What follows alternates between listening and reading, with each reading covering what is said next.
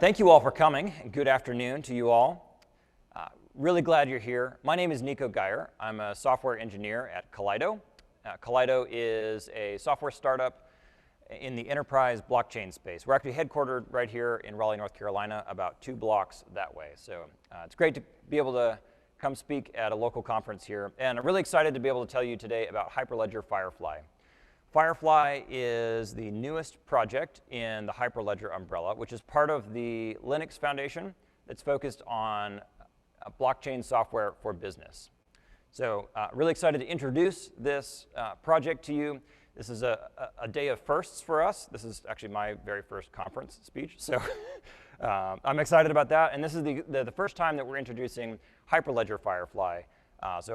Firefly was, it started in Hyperledger Labs and graduated as a full Hyperledger project in the incubation phase last month. So we're really excited about that. So what is Hyperledger Firefly? That's what we're here to talk about today. It's a lot of things, but I think it's most easily understood, especially for us developers, as an API and data orchestration layer on top of core blockchain technologies. We also describe it as an implementation of a multi-party system. Now, that's a lot of words, and they're kind of businessy jargon words.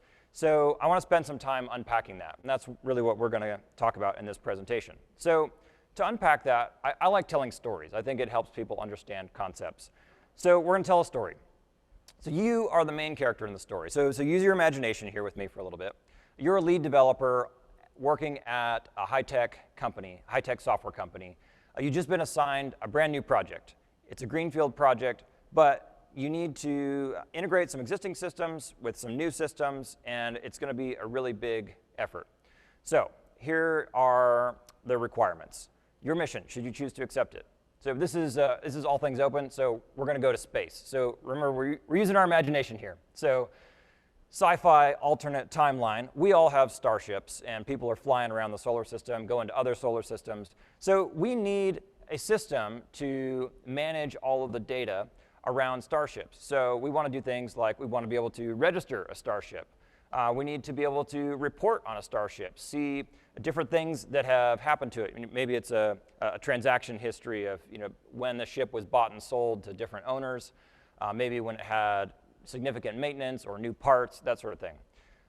We also want to be able to use this network to actually buy and sell starships, parts, upgrades, that sort of thing. So along with that comes customization. So there's a lot going on here. And all this has to be powered by blockchain. So there's the blockchain side of it, but this is not just like, well, a transaction happened in the real world, so we're going to put something on the blockchain. That's a very basic use case of blockchain. There's buying and selling going on, but this is not just another NFT marketplace where people are selling GIFs for outrageous amounts of money, as neat as that is. It encompasses both of those things and so much more. This type of network will actually use blockchain as the means to transmit data from one organization to another organization or members of the network.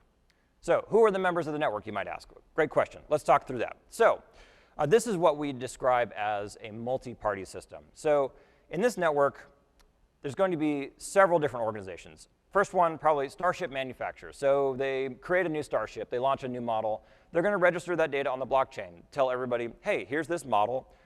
Here are its features, here's some data about it. When they list a specific one for sale, it goes on the blockchain. It becomes available for sale. Next, owners. They've got to be able to see all that data, see what ships are available to buy, and actually transact on it. Local star system authorities will also probably want this. So, a ship comes into port, the authorities are going to need to scan it. Who owns that thing? Is it legally registered? Maybe what modifications have been done on it? Are those legal in this system? I don't know. Also, aftermarket manufacturers. I think this is kind of cool. So, today I could go to a website and find parts that are compatible with my car based on whatever the manufacturer said my car worked with today. But what if, as I'm adding parts to my starship now in this alternate sci-fi timeline, it's updating the blockchain and keeping it up to date to describe what parts are in my ship currently. And then so aftermarket manufacturers can look at that data and say, oh, well, here are parts that are compatible not only with your Starship base model, but all of the other additions, modifications that you've made along the way. That would be pretty cool. And lastly, insurance companies. What if I install a new autonomous flight module that makes it safer to fly my Starship? Well, maybe that could automatically update my insurance rate. That would be pretty neat too. So those are the different entities in the network. What do we need to implement to do this? I don't like putting a lot of text on a slide, so I apologize in advance. There's going to be a lot of text on this slide, but it's part of the point to illustrate that there's a lot going on here. There are a lot of features that we need to build. So first of all, members need to be able to register in the network. A new manufacturer, a new dealer comes online, starts selling things into the network. Everyone needs to know about them. So we need a registration system and a way to notify all the other members. We need to be able to define specific data types. So we need to define what even is a Starship. What fields do we require on it? What is maybe an incident report when something happens that the local authority needs to record and transmit that data to other parties? What are the fields that we need to define there? We need to be able to broadcast public data. So this is similar to registration. When certain things happen, everybody needs to know about it. It's public data, should be publicly available. We need to be able to hash and pin data to the blockchain. So if you're new to the blockchain world, I'll just very briefly describe this. So say I have a 50 megabyte PDF document. Well, in blockchain world, you don't necessarily put that entire 50 megabyte PDF on the chain. What you would do is you would take a hash of it through cryptographic methods, and then you would put that hash on the blockchain. That's called pinning it. Then you can attest later that, yes, I had this data. I put proof that I had the data on the blockchain, and you can sort of demonstrate that you had that data at some point in the past, but you don't actually put the whole data on the chain. So there's some parts that are left off-chain.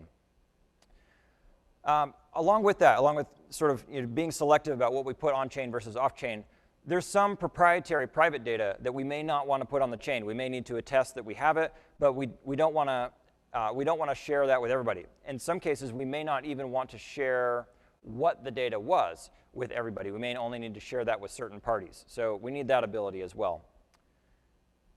That's that bullet point. We also need to integrate with existing systems. So there might be some databases that already exist, some APIs that we need to integrate with. There's going to be new things, obviously, but we need ways to plug into existing things. We need to be able to buy, sell, or resell digital assets using digital currency. So like I said, this sounds like NFTs, and it is, but it's not just GIFs. They're actual things that can be bought and resold using this network as a first-class citizen. So along with that, you could also have exchange of data with tokens as well. So not only just buying a digital asset, but the tokens, the fungible tokens, can create an economy for data exchange between different members of the network. There also needs to be real-time notifications of transactions as things are being bought and sold, as new things are registered into the system. We need to know about that as they're happening. We need to be able to query the system to get the entire record of something. Say I'm shopping for a Starship, and I want to see the equivalent of the Carfax report on the Starship. Who's owned it? When was it made? What happened to it? I need to be able to query all of that. And lastly, we want a nice, concise REST API for performing any of these actions. So the goal here is to be able to model all the business logic in familiar web programming techniques and technologies and be able to access all this cutting-edge blockchain technology. So going back to our, picking up in our story, you're the lead developer. We've just reviewed the requirements. You've got to make some design decisions. What technologies are we going to pick? How are we going to build it? And we've got a couple of options in front of us. So option one, you can build it all yourself. That's fine. That's usually my default answer. Oh, that doesn't sound too hard. Let me just code that up. And then you get into it and realize, oh, actually, this is a lot more than I thought it was. So if we go the build it ourselves route, we're going to have to design solutions for all the features on the previous slides. Not only that, we're going to have to get all the members of the network to agree on all of those solutions, that they're a good solution, that they're secure, that they meet everybody's needs and interests. Then we got to go build all of those features. It's important to get the agreement on it before you go build it. You can sometimes do those in parallel. It doesn't always work out so well. Then we need to go deploy all of those things to each member. And then each member is probably going to have some amount of custom logic as well that integrates with their specific systems. And so they'll need to build that bit as well. So there's a lot there to the build it yourself option. Option two, which is probably why most of you are here, is to use open source software. This is all things open, so this is what we're all about. I'm not being subtle in trying to direct you to option 2 here as a disclaimer. So option 2 solves all those problems. You just deploy Firefly for each member, and each member will then build their custom, whatever specific business logic they need to integrate with Firefly. So Firefly is a standardized way that takes care of all of those features on that previous slide. So, okay, maybe you're not convinced yet. Maybe you're still like, that's not that hard. How much work is it really to build that stuff? Well, I took a stab at answering that question, and I thought to myself, well, I can't really figure out how many lines of code somebody else would write, but we implemented all these things in Firefly. So I took a look at the Firefly code base, and I added up all the lines of code there. So let's walk through this. So there's the API and orchestration layer. That's really the it's integrating a database, a blockchain, on-chain, off-chain storage, a bunch of things. It's managing state of events, and so this is what we call Firefly Core. That's 80,000 lines of code. So that's a good chunk of code. There's also a blockchain connector library. We'll get into the architecture of Firefly in just a second, but it's modular, so you can swap out various parts of it. The blockchain connector layer is an abstraction layer that sits between the orchestration layer and the blockchain itself. So you can actually you can swap out the whole blockchain if you want, and use a different blockchain if you need to. So on average, the blockchain connector is about another 20,000 lines of code. Private messaging layer, 1,300 lines of code. We need to exchange tokens. That's probably another 2,000 lines of code. I did a little bit of rounding here, but you can go check out all our Git repos and verify my numbers if you want. UI for monitoring the network, seeing what's going on, seeing transactions flow through the system, 4,000 lines of code. We'll want some tooling around it to make it easy to actually build apps on it and deploy it, 5,000 lines of code. If you're better at mental math than me and you've been adding these up as you go, hopefully you'll come to the same conclusion I did, and that's 112,300 lines of code. It's a good amount. If I were you in your position as a lead developer on this story, and had to make a decision about what to use, I would vote for building on open source. But that's just me. You are free to make your own decision. And unfortunately, I'm not the best storyteller, so I actually didn't write the conclusion of the story. So that's up for you to write on your own. OK, and like I said, the implementation is actually the easy part, because we're engineers and we love to write a lot of code. So that's not that hard. The hard part is designing secure solutions for all of these features and then getting all the members to agree on said designs and whether they're actually secure or whether everybody thinks they're the best way to do it. So this is where Firefly comes in. Firefly implements a multi-party system. It gives you a nice REST API. It gives you WebSockets. You can use familiar web technologies that most of us in this room have probably already used. And it solves all of the infrastructure and the messaging and the queuing and all of the event and state and really hard blockchain problems. It is a solution for those that you can just open up out of the box, take it, plug it in, and use it. And it itself is pluggable. It's a microservice architecture. So I've got some diagrams in just a second so we can look at some pictures, but it's very modular. You can swap out whole pieces of it for different implementations if you need to customize it for a specific use case. So what does Firefly look like? So on the left here, we have a Firefly network, and then on the right is kind of a zoomed-in picture of one of these nodes. So we can see each member of the network has a Firefly node. They have their own applications, their own business logic, and they have their own private database as well. So this is where they're keeping their, maybe it's proprietary data that they don't want to share with the network. Maybe it's like the most current copy of a certain piece of data in the network. So their app is maintaining their database. And then when they want to submit messages or transactions to the system, they can use Firefly's REST API. So Firefly will communicate with other Firefly nodes. And as people are sending messages through the network, they will receive events either on a WebSocket or a webhook. So it's an event-driven programming model. I'll touch a little bit more on that in just a second. Within the Firefly node, on the right side of the diagram here, there's the Firefly core. There are connectors. There are some common utilities. There's a UI and a network registry as well. And so that's sort of when we talk about a Firefly node, it's many microservices all in kind of in the same well, you can run it in Kubernetes in the same pod or things like that. So this is, it's several different processes that are all communicating with each other, and that's what we call a Firefly node. All right, so I mentioned that it's event-driven. So what does this look like in practice?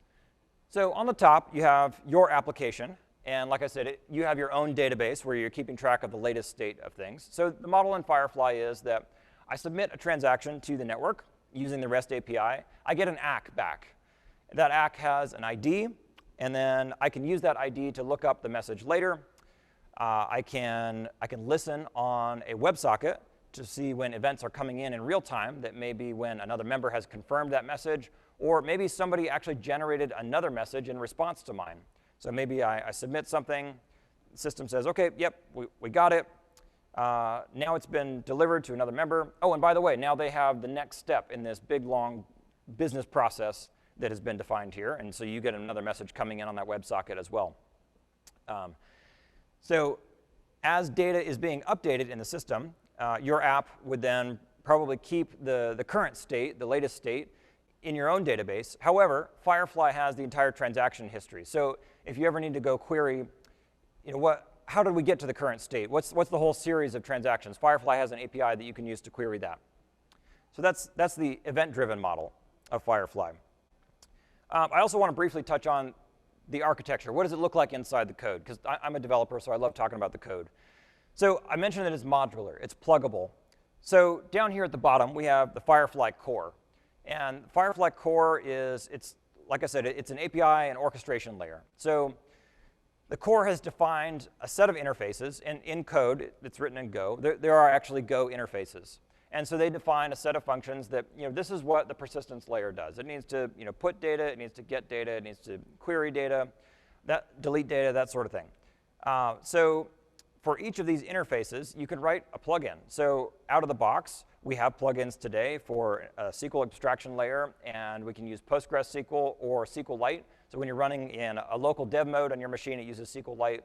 When you deploy into production, you can use Postgres, though. But if you wanted to bring another database to Firefly, it's really easy. Just implement the few functions that are defined in the persistence plugin, in the persistence interface, and you can create your own plugin. The same is true all the way across the board, including the blockchain itself. So Firefly is designed to be blockchain agnostic. So you can swap out the blockchain implementation. You can use Ethereum or Fabric today are the two plugins that are there. But if another really cool, more efficient blockchain comes out later as blockchain technology continues to evolve, it'll be really easy to write a new connector for that and plug that into Firefly and use that as well. So at all these layers, the data exchange, data storage, even down to how events are delivered from the system is all modular. So for instance, maybe you wanted to use Kafka instead of WebSockets. Well, you could write a plugin to do that. There's an interface you can implement for delivering events, and that's modular as well. OK, that was a lot of slides. That was a lot of information.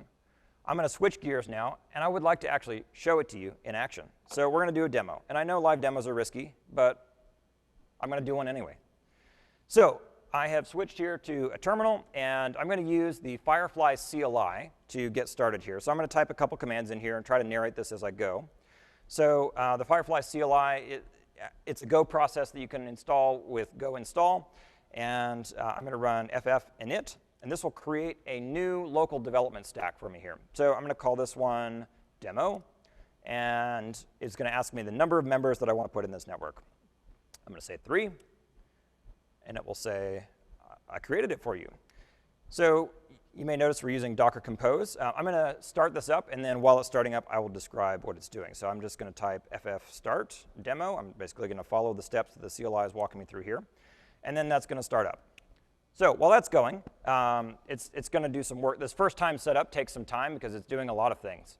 So there's a Docker Compose file that defines Firefly and all of the microservices that Firefly needs to run. So it's going to pull images for those. I already have the images locally, so it's going to skip that. But it's going to set up all those Docker containers. It's also going to initialize a new blockchain for me locally using, right now, the default settings are using Go Ethereum. So it's setting up an Ethereum blockchain, building a new one from scratch.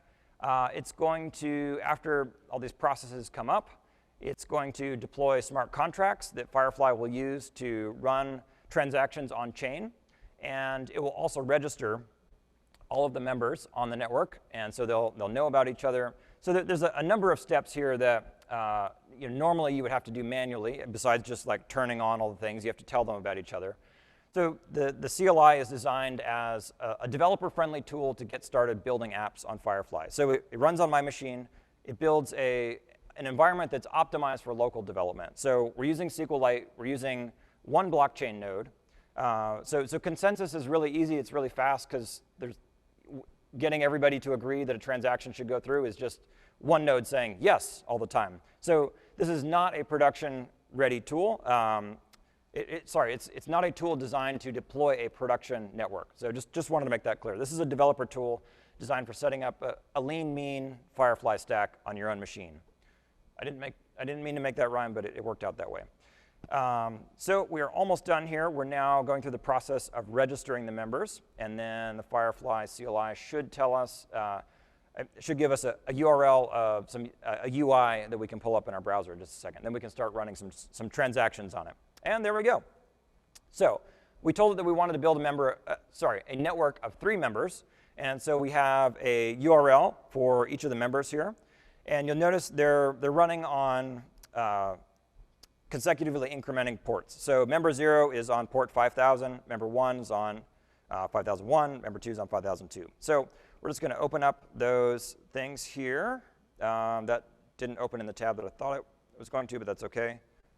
I'm just going to open all these up, so we'll have them to refer to. OK, so this is the Firefly Explorer.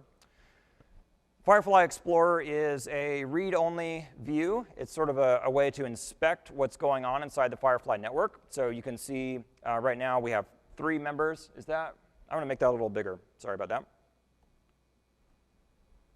OK, so we can see we've got 3 members in the network, and no messages, no transactions, no data. That's fine. That's what we expect. We just turned this thing on. So there's nothing's happened on it yet. I'll also show you. So we can go, if we want to see what we can do with the thing, instead of going to /UI, we can go to /API. And this is a Swagger document that's actually generated by the code at runtime. So if you pull up this page, if you start your network, you can go to this page. This is always up to date. It's actually, like I said, being generated on the fly by the code itself. So it's sort of self-documenting in that regard. And as we add new endpoints, they automatically get added to the Swagger, which is really cool. If you've ever worked on a project where your API spec had trouble staying in sync with your code, Firefly shouldn't have that problem. And we even have checks in the CI/CD to make sure that it doesn't. So I'm a fan of that. Anyway, so if you're curious about all the endpoints, you can go here and look through them. There's a static version of this that is posted in the doc site that just reflects whatever's in the latest in the main branch. OK, so that's a quick peek at Firefly. Let's actually run some stuff on it now. So I'm going to hop over here to Postman, and we're going to continue our Starship story here. So the first thing I'd like to do is define a data type. So we want to define what is a Starship in our network. So we have an endpoint that we can do that with. There's a data types endpoint here. We're going to give this data type a name, and we're going to give it a version here. And then the rest of this is using JSON schema. If you're not familiar with JSON schema, it's just a way to define what a JSON object looks like, what fields it has, what types they are, that sort of thing. So that's a standard you can go look up. That's what Firefly uses to define data types. So we're going to tell it, we have a serial number. It's a string. It's a unique identifier for the Starship. We have a manufacturer, a model number, and a manufacturer date. I'm sure if this were a real thing that there'd be a million other fields that we'd want in here. But this is all I could think of in the 5 minutes that I thought of this as I was putting this data type together. What is a Starship? So let's submit that to the system. OK, so we got an ID. And this data type has been defined in the system now. So now I can call the API to list all the data types as well. So this is now just a get on that same URL. And I can see my data type is there in the system. And so all of the other members will know about that data type now. So all we've done is we've just defined this is what a starship is in a very abstract sense. We haven't actually put any meaningful data in there. So let's do that now. Let's upload a starship. So now we're going to make a post to the data endpoint in the default namespace. And we're going to tell it that this is of type starship and the version, and then we give it a value. And so we've defined a serial number, manufacturer, a model, and a manufacturing date. So we'll submit our YT model light freighter here to the system. We'll upload that. And when you upload data to the system, if you define a data type and you specify it when you upload the data, it will actually run a validation check on that to make sure that you met all of the requirements of that JSON schema that's defined. So it'll help prevent bad data from getting entered into the system. All right, so we got an ID back for that piece of data. Nobody else in the network knows about this yet, though. Oh, I forgot to mention, so, and this will become relevant in just a second. You may notice I'm using some variables here. If you're not familiar with Postman, this is this stuff in double curly brackets is filled in by an environment here. And so I have a couple of environments set where I can switch between members of the network. Actually, this is, there we go. That's the button I was looking for. So that Firefly base URL is just telling it, send it to member 1. I meant to select member 0, but that's fine. So that's if you see curly braces around in the demo, that's what that's all about. OK, so we've submitted it. So we've added it to member 1. And nobody else knows about it yet, though. So if we go back to our browser and we look at like member 0 and go to the data tab, nothing here, no messages. So now let's tell everybody about it. Let's do a broadcast. So pull up the requests for the broadcast here to send data. All right, so this is going to be a post to the broadcast message endpoint.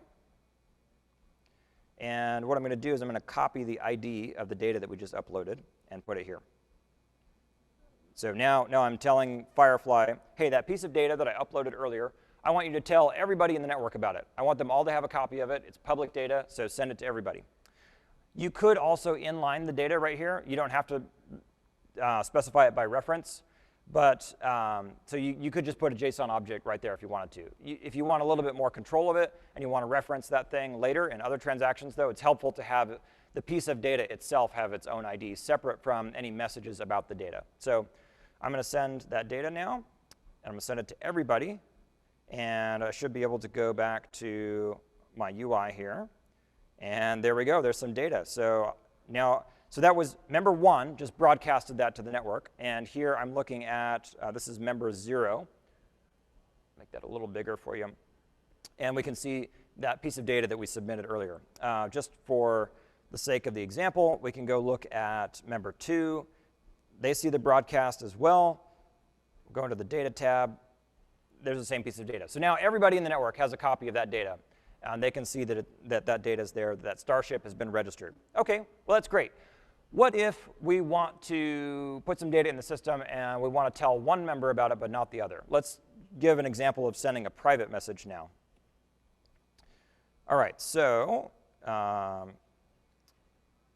let's say we had, as we were traversing the stars, we entered a system and we had maybe some cargo that we weren't allowed to have in that particular system. So that's bad. So we get an incident report. That goes on the blockchain. But the data about that report is not public to everybody in the network. But maybe the local star system authorities need to tell the insurance provider, hey, this thing happened. That's going to impact your rate. Just go with me here for the sake of the example. So we're going to post another piece of data. I'm not going to define a data type for this one for the sake of time. I'm going to link in the body of this one, I'm going to reference the data ID of the Starship that I uploaded earlier. And so here we'll just, we'll upload some data with the timestamp, some really random made-up XYZ coordinates that may correlate to some point in space. I'm not an astronaut, so I don't even know how you define where you're at in space. That is above my pay grade. But for the sake of the example, here we go. All right, so we uploaded that piece of data. Again, we'll get an ID here.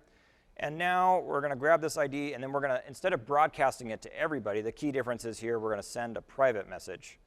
So I'm going to, just like I did earlier, I'm going to put the data ID of the thing that I'm sending right here. You'll notice this is a slightly different endpoint. Instead of broadcast message, now we're going to do a send message. And we're going to add a header this time. This is optional, but there's a lot of other things you can send with a message. So this header includes a tag that says process new incident. So that's just a way of one member telling another member, hey, I'm giving you this piece of data, but here's why I'm giving it to you. Here's what I want you to do with it. Here's the reason I'm sending it to you. So you don't just get a random piece of data and go, what do I do with this? So the tag allows you to give you some flexibility there. And the other new thing here is the group. So the group is an array of one or more members and their ID. So other org name, just if we look again at our variables, is org0. So in this case, org1 is going to send the data to org0, and org2 should be completely in the dark that this transaction has happened, that they're sharing this data, because this is a private message. So we'll go ahead and send that. All right, we got an ID. And just for the sake of the argument, let's go here and look at org0. So org0 has a new piece of data that came in. We'll see, OK, here's our incident. They were transporting Rathtars, apparently. And we'll go here and look at, so this is the one who sent it. So org1 and org0 should both see the data. And in fact, they do. So here's 0 and 1. They both see it. But this one, org2, doesn't see the data. And just to prove that I'm not just refreshing the page to lie to you, I'll refresh it.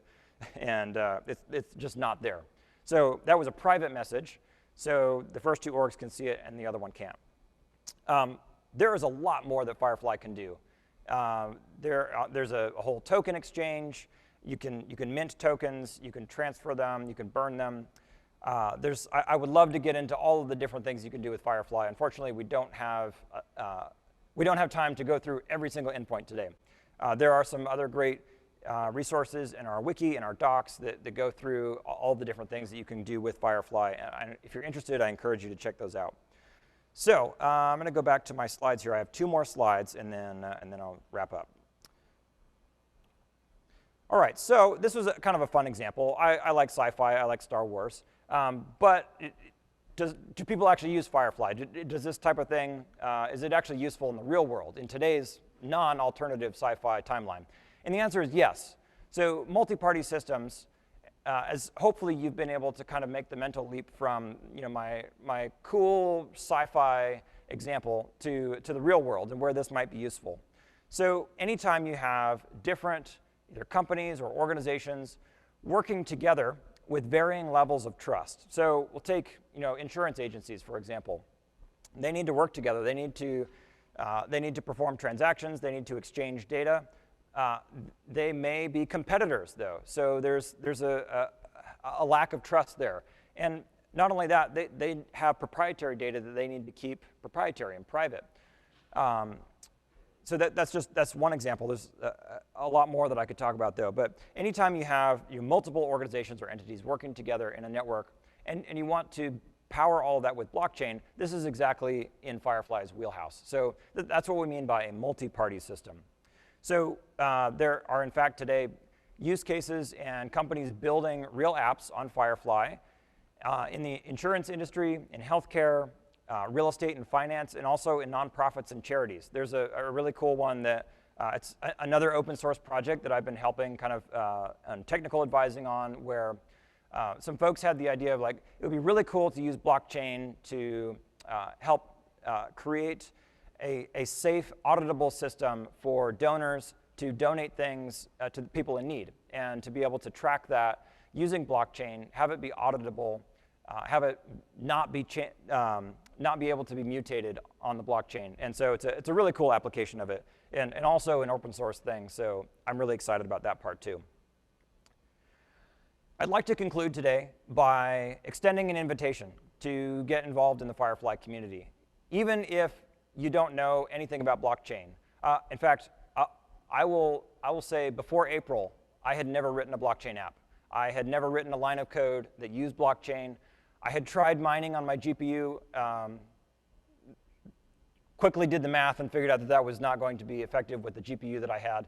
But I didn't know a lot about blockchain. So there's plenty of opportunities to get involved in Firefly, even if you're not a blockchain expert. There's space for people to get involved at every level of expertise. And there's a variety of languages used in the code base as well. A lot of it's written in Go, but there's also some TypeScript. It's also modular, so things can be written services can be written in different languages as well. It's a new project, so it's a great time to get involved. There is a big opportunity to make a meaningful impact in the community and in the project. So we would love to have more people joining the project. That's why I'm really excited to be able to talk about it here today.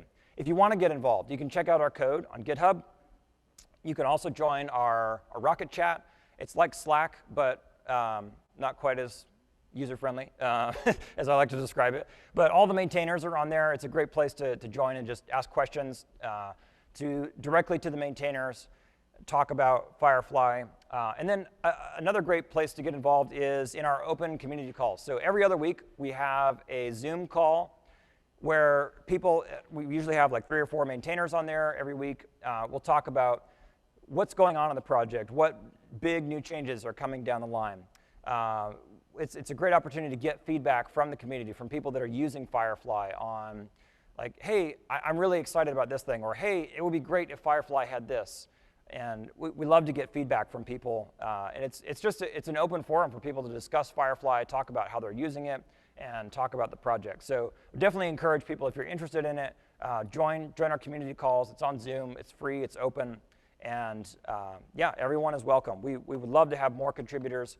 We would also love to have more maintainers. So if you're really passionate about it and want to get in on the long haul, let me know. I would love to get you connected.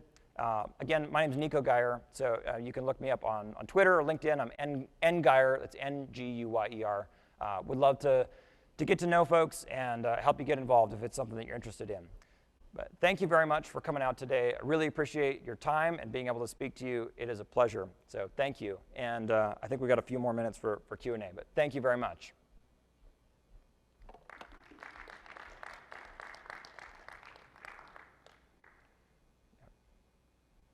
All right, the floor is open. Questions?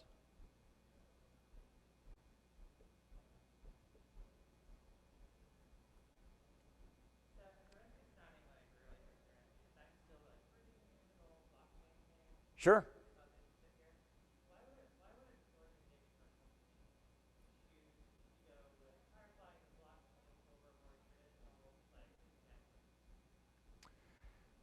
Yeah, good question. So I think there's some folks listening online, so I'll repeat the question. So why would an organization choose blockchain or Firefly instead of a traditional network? I think, is that, okay. So yeah, great question. So many people think of, when they first think of blockchain, like, oh, that's Bitcoin. Well, that's because that's really what made it well known. Blockchain is a lot more than that, though. It is so the same cryptography and distributed immutable ledger is actually a really powerful thing for businesses. And so I look at it like anytime you need a distributed ledger. So you think of a transaction history or a history of updating data in a system, and that history needs to be preserved, and it needs to you can't change it. So that's the immutability of the data on the chain is a really compelling attribute. The other thing is the distributed nature of it. So not one organization in the network owns the data. So for these types of networks so we'll go back to the insurance example where you have a transaction history between 2 clients, each on a different organization, and there's potential conflict of interest there.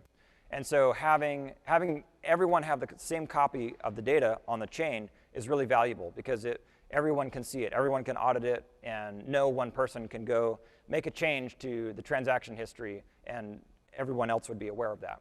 So hopefully that answers your question about blockchain. For Firefly in particular, it's, I think we look at that list of things to build. So just like, so say you were convinced you wanted to go with blockchain. Okay, great. But I just deploy a blockchain node, you deploy a blockchain node, and then what? Well, we still have that whole slide full of all those features that we need to go build. And so that's the value that Firefly brings. It brings a whole layer on top of that solves messaging, queuing, handling events, and gives you a really nice API. If you haven't done any blockchain development, there's a whole lot to learn. There's domain-specific languages. There are APIs that are not nice to use. Some are nice to use, but then there's some that are really not nice to use, and it's really a lot to set up. So Firefly is sort of the, hey, we have a solution for all of those things for you already, and you can just focus on building your app, building your business logic, and using this API. So hopefully that answers your question. Yes?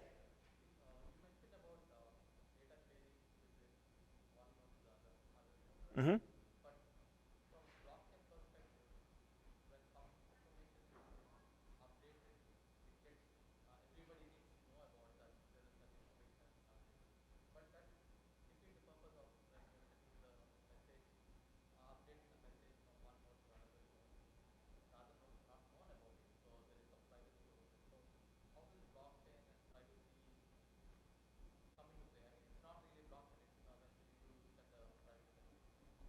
So, so the blockchain. So the question is, how do you reconcile using blockchain and everything's public with sending private messages? Did I just circumvent the blockchain there? I think is what you're getting at. It's a great question. And there's a lot more material on like how privacy works in Firefly.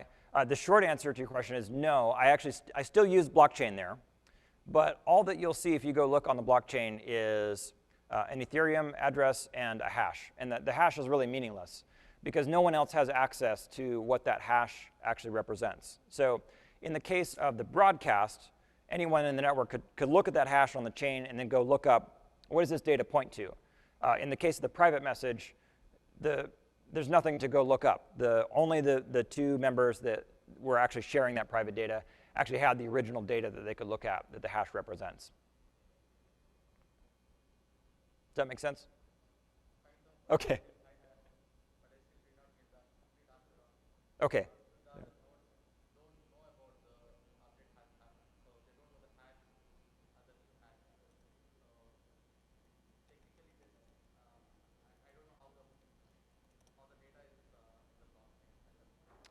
Yeah, so like I said when I described pinning a little bit, the data itself doesn't actually go to the blockchain. Yeah, the data is somewhere else. So the payload is kept off chain.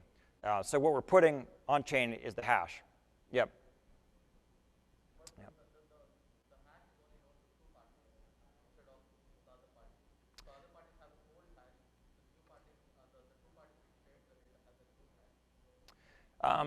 So the other party could still, if they just looked at the raw blockchain, they could still see a hash that was on chain, but they would have no idea what it related to. And if we get into the details of how Firefly batches transactions and things like that, there are some things in there that help even obscure even who was sending the transaction to who they were sending it to.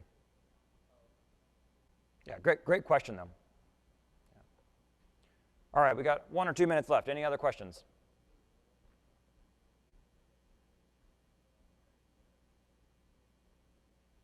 All right, well thank you very much.